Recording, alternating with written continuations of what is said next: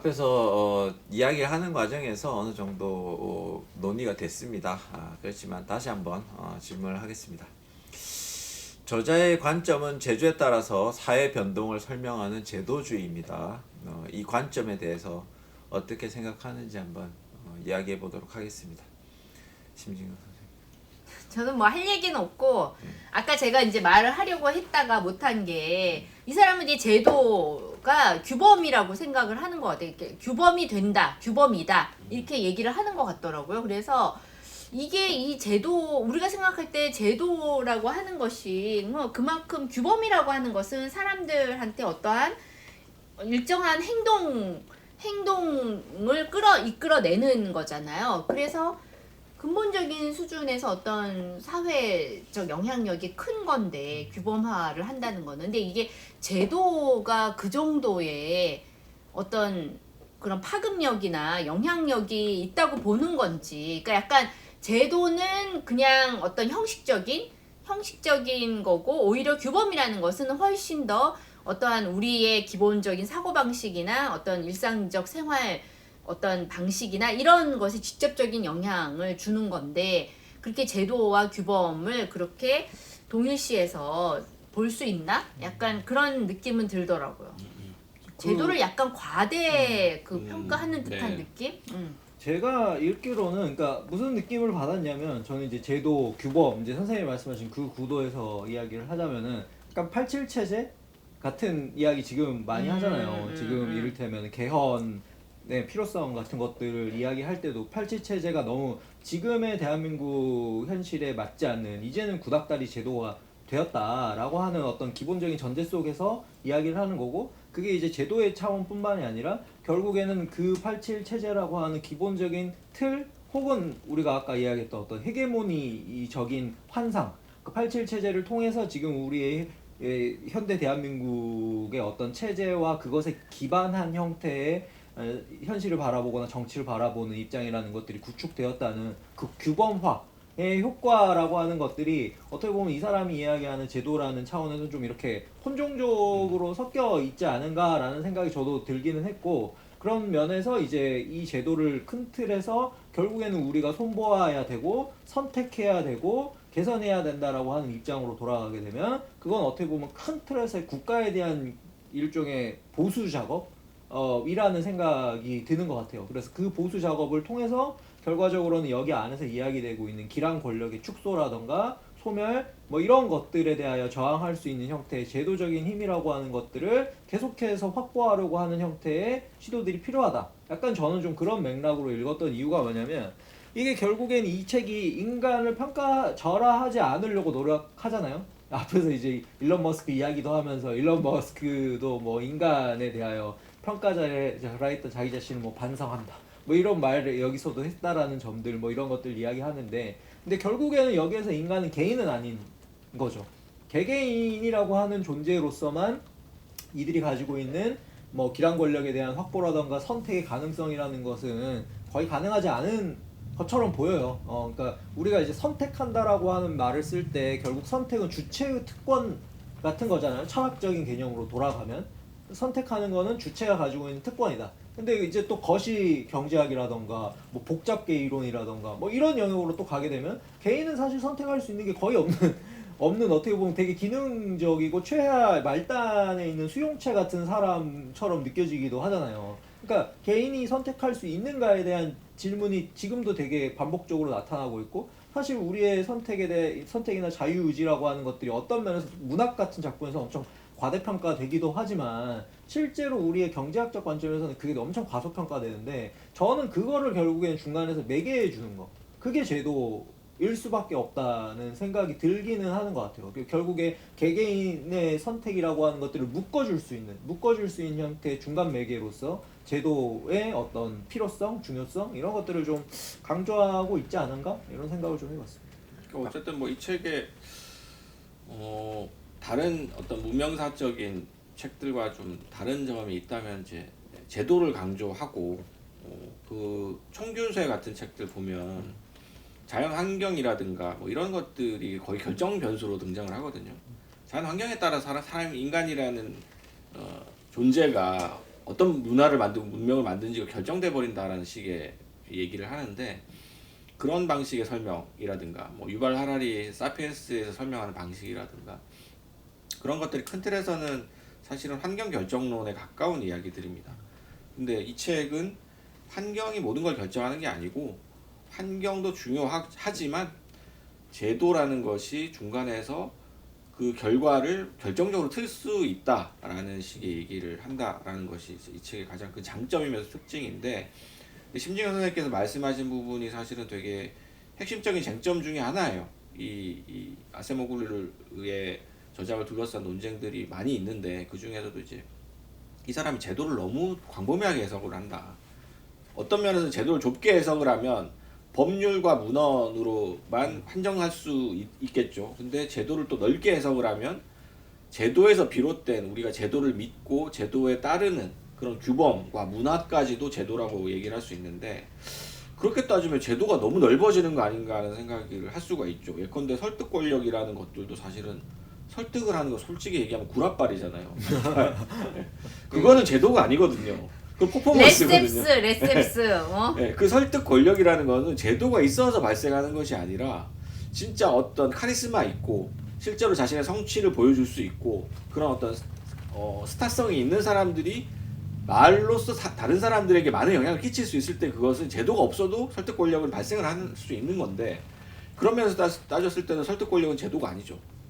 그래서 이 사람이 쓰고 있는 이 제도주의적인 이야기들이 어떤 때는 굉장히 협소한 의미에서 제도로 갔다가 또 어떤 때에서 너무 광범위하게 고무줄처럼 늘어나는 거예요. 그래서 이제 제도와 규범 혹은 제도와 문화 이것이 사실은 어떤 국면에서는 굉장히 딱딱 구별해서 얘기를 해야 되는 것임에도 불구하고 이 사람은 그걸 구별하지 않고 엄밀하지 못하게 쓰고 있다라는 점. 그거는 우리가 상식으로 보더라도 아까 헌법 얘기도 하셨지만 한국의 지금 제5공화국 6공화국 헌법이죠. 그 헌법이 문헌 자체로만 보면은 거의 사회주의에 가깝다고 할 정도로 평등지향적인 헌법이거든요. 그런데 한국 사회는 지금 어떤 사회냐면 굉장히 불평등한 사회이고 사람들 스스로도 불평등이 평등보다 더 낫다라고 믿고 있어요. 능력주의에 대한 맹신도 굉장히 다른 나라보다 심각하고 제도주의를 엄격하게 적용을 하면 그래서는 안 되죠. 우리의 헌법은 굉장히 평등주의적인데 문화나 규범은 그렇지 않으니까 굉장히 괴리가 큰 거잖아요. 그런데 이 아세모글루 같은 경우에는 제도가 바뀌면 사람들의 규범이나 문화도 자연스럽게 거기에 따라간다라는 식으로 미리 전제를 하고 있는 느낌이에요. 근데 실제로 저는 그렇지 않다라고 생각을 하고 제도와 문화, 제도와 규범 사이의 괴리가 굉장히 크고 그 괴리 자체가 사실은 굉장히 어떤 관건, 사회 변동의 관건인데 그 부분에 대해서는 조금 얘기를 하지 않고 있다는 점 그거는 좀 지적되어야 될 부분이 아닌가 합니다. 그러니까 예를 들면 우리가 참정권 얘기를 하면 영국에서도 사실은 이제 상위 10% 남성들만 투표를 할 수 있었잖아요. 이제 그러다가 이제 남성 노동자들이 들고 일어나면서 무슨 권리 장전 이런 거 발표하고 막 그러면서 공표하고 하면서 이제 남성 노동자들도 투표권을 얻게 되고 그다음에 20년대 이제 여성 참정권 운동에 영국에 한정해서 28년인가 그때 여성도 참정권 획득을 하게 됐단 말이에요. 그러니까 어떻게 보면은 이런 식의 제도의 변화가 아까 얘기했던 그런 기랑 권력을 만들어내고 그 다음에 어떤 남성 중심적인 그런 세계에서 이제 여성이 새로운 권력의 주체로 등장을 하면서 기존의 권력으로부터 더 많은 것을 얻어내기 위해서 서로 싸우고 사실은 이제 이런 게 어떻게 보면은 이러한 그 제도의 그 변화가 그런 새로운 규범을 만들어내고 그 다음에 어떤 이러한 기존의 설득 권력이 아닌 그러한 기랑 권력을 만들어내면서 그러면서 더 많은 어떠한 그 기술 진보의 그 혜택을 더 많은 사람들과 나눌 수 있게 하는 그런 방식으로 갔다고 봤을 때 이 사람 얘기가 맞는 것 같아요. 그러니까는 어떤 면에서는 그 제도가 규범이 되는 그런 게 맞는데 이거는 아까 선생님이 얘기한 것처럼 큰 사이즈에 적용을 할 때는 거시적인 관점에 적용할 때는 요 얘기가 맞는데 이제 어떤 개별 국가의 어떤 법률 체계라든가 예를 들면 한국의 경우에 어떤 그런 성폭력 특별법이 90년대 후반인가 2000년대 초반에 이제 통과가 됐단 말이에요. 근데 그렇다고 해서 성폭력 범죄가 줄어들었냐? 그렇지 않다는 거죠. 그러니까 어떤 경우에는 그러한 제도가 물론 이때의 제도는 너무 지나치게 협소한 것이기 때문에 이 사람의 설명이 적용되지 않는다라고 볼 수도 있겠지만 그러나 사실은 이제 그런 경우에는 분명히 어떤 성폭력 특별법 때문에 오히려 그러한 법률 제도 혹은 성매매 특별법 이러한 것 때문에 이제 성매매가 줄어들어야 되는데 결코 줄어들지 않았다. 오히려 그게 더 큰 반발심, 어떤 사람들의 반발심을 불러일으키면서 그러면서 그게 이제 규범으로 이어지지 못하는 오히려 그런 음성화되고 더 그런 경우들도 있다는 거죠.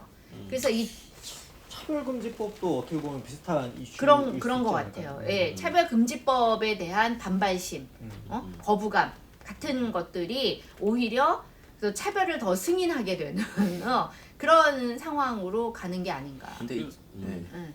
말씀하세요. 아니, 네, 하세요. 저는 이 책이 좀 그 본인의 그 주장에 대해서 좀 보완을 좀 시도하고 있다는 생각이 좀 들거든요. 왜냐하면 그래서 맨 앞에 설득을 넣어놓은 것 같아요. 맨 앞 챕터에. 그러니까 설득이 결국은 선택을 만든다라는 거고. 왜냐하면 기란 권력이라는 건 제도 안에 있기보단 제도 밖에 있는 경우가 많잖아요. 그러니까 뭐 대표적으로 아까 참정권 얘기하셨는데 참정권이 넓어지는 그 과정이 다 제도 밖에 있던 사람들이 그렇지. 제도 안으로 수용되는 과정이란 말이죠. 그러니까 어떻게 보면 제도가 만들어지기 이전에 기란 권력이 존재했기 때문에 제도가 만들어지는 것이잖아요. 그러니까 이 책 후반부에 서술하고 있는 이 기란 권력에 대한 문제라든가 그 다음에 조금 더 뒤로 가면 이제 테크놀로지의 내러티브를 바꿔야 된다고 주장을 하고 있거든요. 그러니까 뭐 대표적으로 필라델피아 영화 같은 걸 예로 들면서 당시에 미국 사회에서 에이즈에 대해서는 그렇게 심각하게 생각을 안 했고 어떤 제약회사도 에이즈 치료약을 개발할 생각을 안 했다는 거죠. 왜냐하면 그거는 돈이 안 되는 거기 때문에. 근데 필라델피아라는 영화가 나와서 에이즈 환자가 비자발적으로 에이즈에 걸릴 수 있고 그러니까 개인의 도덕적 타락이나 이런 게 아니라 자기도 모르는 사이에 에이즈에 감염될 수 있고 그 다음에 그 결과 사회적 소외로 인해서 비참한 삶을 이어갈 수밖에 없다는 그 영화가 흥행을 하면서 사회적으로 새로운 환기가 생기고 그 다음에 에이즈에 대한 본격적인 약물 개발이 시작되면서 오늘날 에이즈 환자도 거의 정상적인 삶을 영위할 수 있는 수준까지 지금 진행이 되고 있다라고 이야기를 하면서 테크놀로지의 내러티브는 이런 식으로 수정할 수 있다 혹은 테크놀로지의 내러티브를 새로 만들어갈 수 있다라고 얘기를 하고 있거든요. 그리고 그런 게 우리한테 필요하다라고 얘기를 하고 있어요. 그러니까 이거는 좀 뒤로 가면 약간 제도 바깥에 대한 이야기, 제도 바깥이라기보다는 제도와 좀 무관한 우리가 문명을 어떻게 제도 외에 문명을 어떤 식으로 보다 민주적이고 평등한 방식으로 끌어갈 수 있는가 이런 거에 대한 고민도 저는 뒤에 좀 담겨 있는 것 같아요. 제 생각에는. 그러니까 사실은 이분이 이제 주로 제도주의자로 알려져 있지만 이 책에서 특히 도드라지는 거는 그 이전 책보다는 이전 책은 이제 그 제가 읽었던 국가는 왜 실패하는가 그 책은 진짜 제도주의자의 면모가 잘 드러나 있는데 이 책은 제도주의자라기보다는 문화주의자에 가까워요. 그러니까 문화가 일단 제도 전에 기란 권력이나 설득 권력을 가지고 있는 사람들이 어떤 문화를 만들어서 대항 문화라든가 대항 권력을 만들게 되면 그것이 제도를 도입하게 만드는 힘으로 작동을 할 수 있다라는 거예요. 그러니까 제도 도입을 만드는 힘에 대해서 이 책에서는 조금 더 중점을 두고 얘기하고 있는 것 같다는 생각이 들고요. 그런 면에서 저는 최근에 유행하고 있는 팩트풀리스 같은 책들에서 말하고 있는 그 팩트풀리스 같은 책 이제 로슬링이 쓰는 팩트풀리스가 상당히 저는 많이 베스트셀러가 되기도 했고 화제가 되기도 했고 많이 읽히는 책인데 저는 좀 위험한 게 뭐냐면 이 책에서 주장하고 있는 것이 옛날에 그 사람들이 살던 것과 지금 살던 것들을 비교해서 우리가 지금이 잘못됐고 뭔가 문제가 있다고 얘기하지만 과거 몇백 년 전에 비하면 인류는 엄청나게 발전했다. 이 통계를 무시해서는 안 된다라는 얘기거든요. 팩트풀리스가 하는 얘기가. 근데 그런 얘기들이 자칫하면 지금의 권력을 옹호하는 담론이 되기 쉬워요. 팩트풀리스에 대한 비판들도 대부분 다 그런 식의 비판들이 많고 그런 면에서 우리가 그런 팩트를 강조하고 데이터를 강조하는 사람들일수록 과거의 비참함과 지금의 어떤 모든 사람들이 그래도 평균적으로 잘 사는 것들 비교해서 지금이 그래도 훨씬 나오는데 왜 지금을 비판하냐라는 식의 이야기가 될 때 이런 이제 그 데런 아세모글루가 쓰고 있는 데이터들이나 근거를 들어서 반박할 수 있는 여러 가지 이제 근거 자료가 된다라는 점에서 저는 굉장히 좀 순기능이 있는 책들이 많다. 데런 아세모글루가. 아니 근데 이게 뭐 전체 그 나라의 총 소득이 늘어난다고 해서 그 나라 사람들이 다 잘 사는 게 아니잖아요. 네. 사실 그게 그 통계나 팩트가 얼마나 허점이 많아. 근데 이제 어. 그 로슬린 같은 사람, 팩트플리스 쓴 사람의 이야기는 21세기에 있는 최하층 민도 중세 지역의 귀족보다는 훨씬 더 건강 상태가 좋다라는 거예요. 그거를 이제 숫자로 보여주는 거죠. 아니 그때랑 지금이랑 그 절대적인 어떤 비교를 하는 걸 통해서 지금이 훨씬 나은데 뭔 불평불만이 그렇게 많아. 너네들 좌파들 왜 그렇게 그 과장해 문제를 라는 식으로 얘기를 하는 게 팩트플리스라는 책의 내용이거든요. 근데 그런 부분들에 대해서도 사실은 그 책도 사실 체리 피킹된 데이터만 쓴다는 비판들도 많고 전문가들 사이에서는 또 지금의 기득권을 옹호하는 책일 수밖에 없다 결과적으로 그런 비판들도 있는데 그런 부분들에 대해서 이 책은 조금 더 좀 간접적인 방식으로 그런 책들에 대해서 비판할 수 있는 근거들이 될 수 있다라는 생각도 드네요. 아니 그러니까 지금은 그 기술 관료화되는 시대에서는 그러니까 이 기술 기술 발전을 주도하는 그 테크 기업의 이 대표들이 이 사람들이 제도가 되는 거예요. 제도를 만들고 그러니까 그게 정말 위험하다는 거죠. 그러니까는 그 사람들의 부의 크기는 진짜 우리가 상상할 수 없는 그런 그러니까 옛날에는 우리 무슨 70년대만 해도 100만 달러 600만 불의 사나이 아니면 이제 100만 장자 그러니까 사실 100만 불만 있어도 굉장한 부자라고 생각했는데 지금은 100만 불로는 택도 없는 거죠. 100만 불이면 서울에 있는 강남 아파트도 못 사는 아파트도 못 사는 거야. 그러니까는 그런 것뿐만 아니라 이게 이제 뭐 인플레가 있다고 하더라도 그러니까는 왜 그때 그 뭐지 인사이더라는 그 다큐멘터리 있잖아요. 그 모기지론 사태 이후에 그런 예. 상황에 대해서 다룬 제목이 인사이더 맞나? 아무튼 그런 다큐멘터리에서도 보면은 그 전에 부자들은 그냥 뭐 별장 하나 있고 그다음에 어디에 이제 부유한 동네에 집 한 채 있고 그다음에 무슨 롤스로이스나 뭐 람보르기니 같은 차 있고 뭐 이 정도였는데 그때 이후에 얘네들이 이제 엄청 공적 자금 받아가지고 자기들끼리 다 나눴잖아요. 그 돈을 뭐 은행이나 이런 데서. 그래서 근데 그렇게 해서 부자가 된 사람들은 이제 경비행기를 다 기본적으로 몇 대씩 갖추고 그 전에는 경비행기는 그 부자들의 그런 이 재산 목록에 들어가지 않았다는 거예요. 그런데 그 모기지론 사태 이후에 얘네들은 다 경비행기는 기본 다 갖춰야 되고 그 다음에 이제 그 사이즈가 부의 규모나 사이즈가 어마어마해졌다는 거죠. 이제 요트 끌고 다니잖아요, 다들. 요트, 경비행기, 그러니까는 근데 나는 아세모글루가 AI에 대해서도 굉장히 비판적인 발언을 평소에 자주 그러니까. 하거든요. 그러니까 이 AI가 지금 엄청나게 전 세계적인 붐인데 이 상황에서 어떤 제도적인 규제나 그거는 왜 없어? 가난한 사람들에 대해 미치는 영향이라든가 이런 것들에 대한 본격적인 조사라든가 이런 것들조차도 없다라는 거예요. 나도 그게 너무 그래서 없어도 그 부분에 대해서 늘 아세모글루가 이제 비판적인 발언들을 많이 하고 있는 것 같아요. 뭐 알트만 같은 사람은 오히려 AI를 더 지원해줘야 되는데 그렇지 않고 있다. 이거 maybe 아니 근데 AI 자체가 챗 GPT 같은 것도 그렇고 다른 것들도 그렇고 결국에 걔네들 다 남의 그 이 소스를 다 갖다가 쓰는 거잖아. 그러니까 다 저작권료 내야 되는 거지. 기본적으로 샘 알트만이 주장하고 있는 게 지금 시대의 생산성 밴드웨건이잖아요. 모든 어떤 이 AI의 총 생산성을 높여서 사람들을 노동으로부터 해방할 수 있는 것이 오히려 더 나은 미래인 것처럼 그렇게 이제 주장을 하고 있고 그걸 위한 전 세계적인 지원이 필요하고 그래서 뭐 300조가 필요하다. 300조 달러겠지. 300조 달러 뭐 그러니까 필요하다. 뭐 이런 식으로 주장을 하는 이게 어떻게 보면 이 기술과 진보에 대한 이 책에서 이야기하고 있는 내용의 전형적인 반복. 이라는 생각이 들고 거기에 대한 지금 우리가 이제 AI 관련된 제도를 어떤 방식으로 마련하고 확보할 것인가와 관련된 논의가 지금 굉장히 어떻게 보면 이 책이 실시간 검증 과정일 수도 있겠다는 생각도 듭니다. 어쨌든 뭐 AI를 둘러싼 여러 가지 이 정치, 경제학, 사회적인 이야기들이 굉장히 지금 첨예한 담론인데 이런 얘기를 지금 우리가 열심히 해야 되는 시기에 자꾸 윤석열 때문에 이런 얘기를 못 하고 있고 그런 담론들을 지금 한참 해도 지금 우리가 제도를 만들어 나가기도 힘든 상황이라는 점 그런 점들이 이 책 읽으면서 좀 새삼스럽게 다가왔습니다.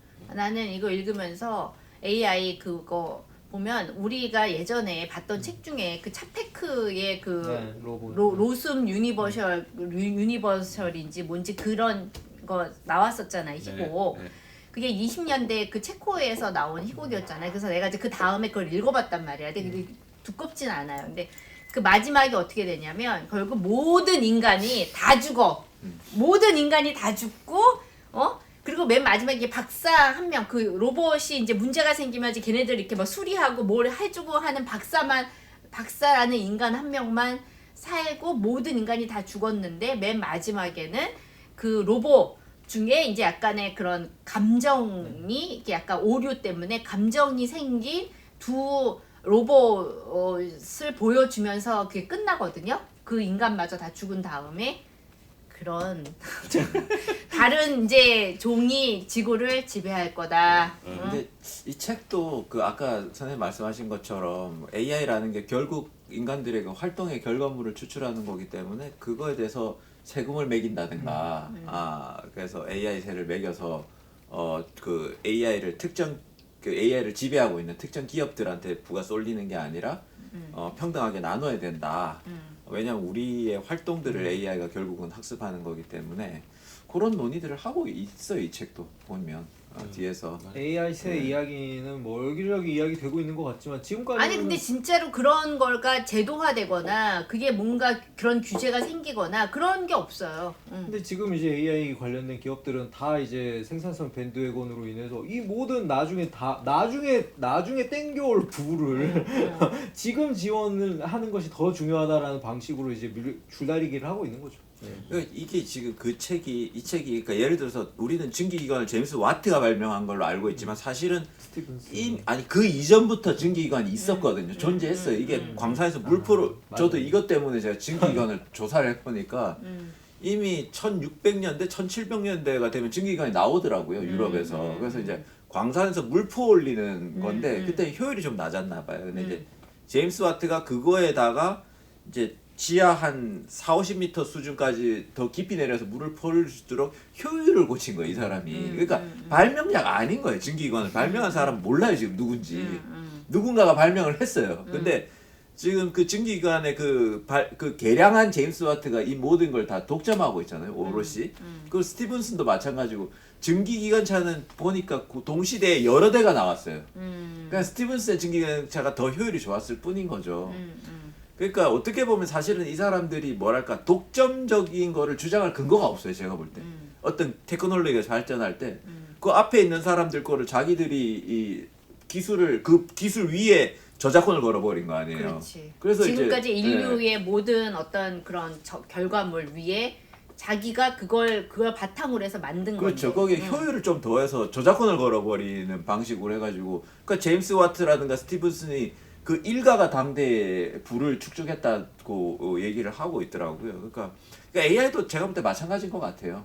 뭐 지금 AI를 하고 있는 뭐 마이크로소프트니 뭐 아니면 저기 구글이니 오픈AI. 뭐 이런 데들은 사실은 그들이 지금 생산성 밴드웨건 효과조차 주장할 근거가 있는가라는 생각이 드는 거죠. 왜냐하면 그들도 어떻게 보면 사실은 저작권 싸움을 한 승자들인 것 같아요. 제가 볼 때는.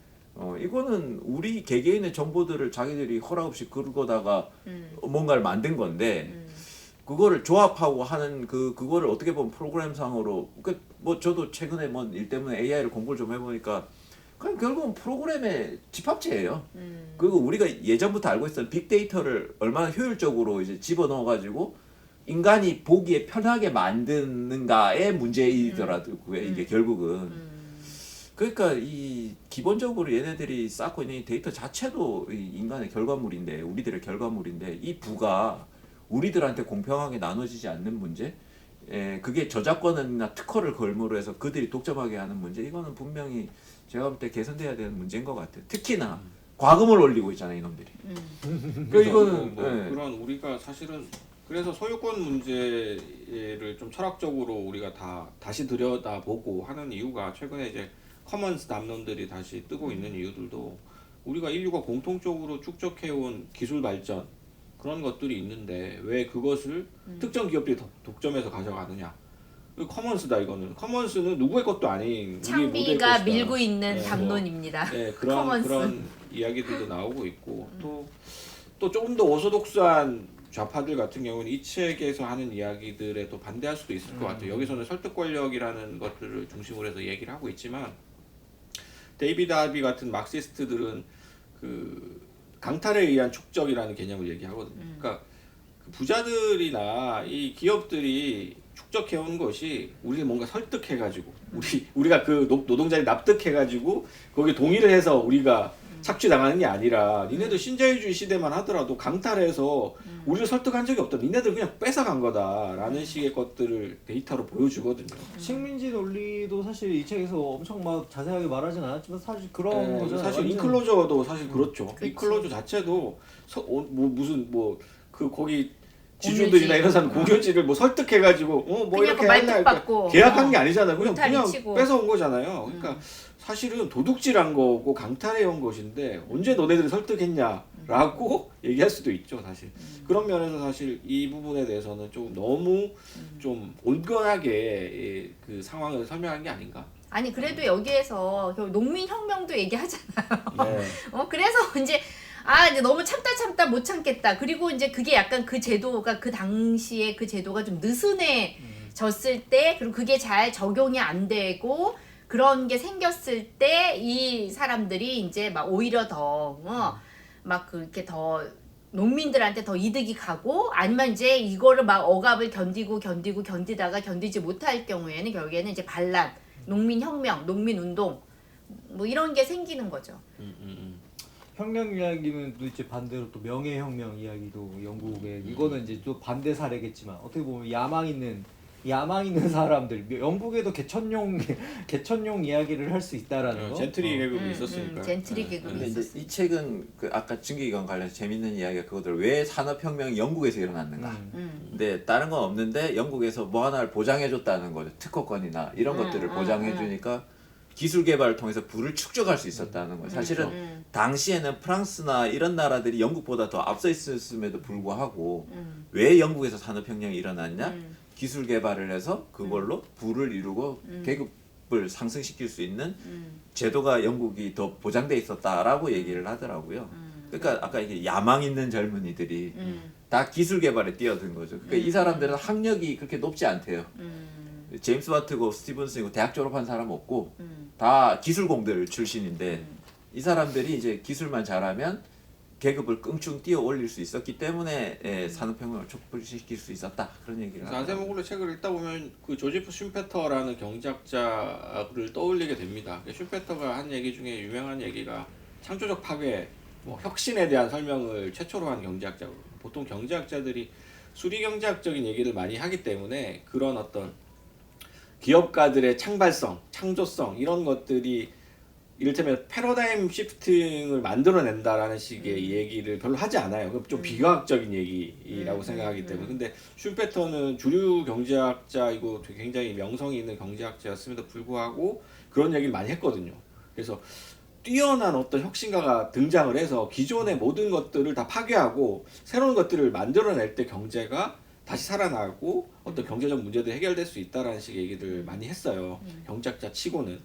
그런 면에서 봤을 때 여기서 얘기하고 있는 뭐 파나마 운하 사례라든가 뛰어난 누군가가 나타나서 그걸 자기가 독점할 수 있다라는 야망을 품고 다른 사람들 설득하고 그 과정에서 뭔가 인류 문명이 발전할 수 있다라는 식의 이야기가 슈페터적인 이야기이기도 합니다. 뛰어난 언변가. 그렇죠. 구라를 잘 풀고 약을 잘 팔아서. 아니 그러니까 나는 진짜 약을 잘 파는 것 같아. 그런 사람들이 일론 머스크도 사실 약을 잘 파는 거잖아. 이게 머리가 좋고 뭐 이렇긴 하겠지만 걔보다 더 천재도 많겠지. 근데 중요한 거는 이제 일론 머스크 같은 진짜 미친놈이 이렇게 큰 권력을 갖게 된 게 인류로서는 정말 저는 재앙에 가깝다고 생각을 하는데 앞으로 미래가 어떨지. 그 재앙은 아직 시작도 안 됐다. 테러블. 네, 뭐 이 책에 대해서 이런저런 이야기를 나눠본 것 같습니다. 그러면 이 책에 대한 이야기는 여기서 정리하도록 하고요. 마지막으로 이 책을 추천한지 비추천한지에 대해서 한번 각자 의견을 들어보도록 하겠습니다.